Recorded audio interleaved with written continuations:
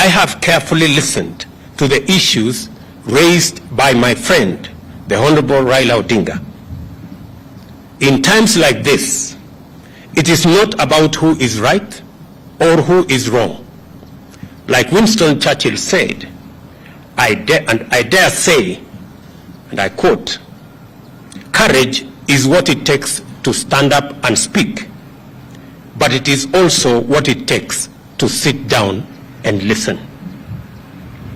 I have always been ready to engage Kenyans of all walks of life, including elected and appointed leaders from across the political divide and the religious fraternity, on how to make our country better and prosperous. And in the last 6 months, I have talked to many religious leaders. I have talked to many elected leaders from across the political divide. My door still remains open for honest, objective, and sincere deliberations based on the rule of law and the Constitution. On the reconstitution of the future Electoral Commission, the selection panel that currently is in office is a creation of the law that was passed by the two chambers of parliament in response to a court decision. The court clearly stated that one institution, and in this case, Parliament, cannot dominate the process of establishing an electoral commission at the expense of other institutions that have a role to play in the country's electoral process. However, considering the matters raised by our friends in the opposition, I suggest a bipartisan engagement in Parliament on the reconstitution of the IEBC panel within the parameters of the law and the Constitution.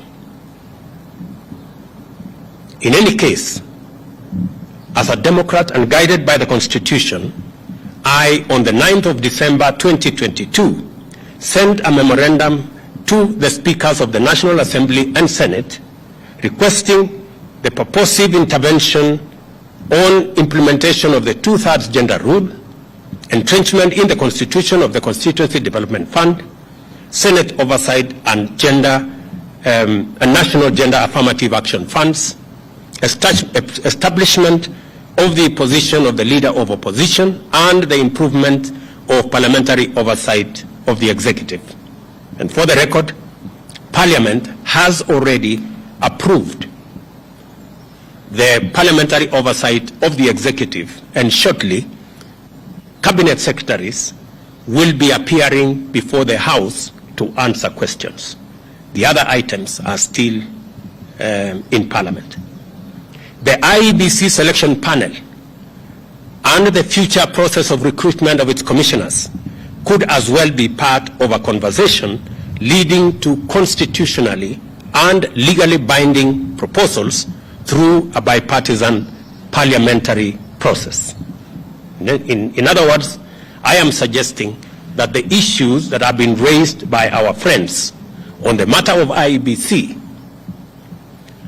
my suggestion is that this matter can be handled in Parliament by a bipartisan parliamentary process so that we can agree on what it is they have an issue with, and we can adjust as is agreed and as necessary. And therefore, in these circumstances, and in view of the recent events that led to loss of life and destruction of property in the demonstrations that have occasioned in our country for the last 2 weeks, I urge my brother Raila Odinga and the opposition to call off the demonstrations.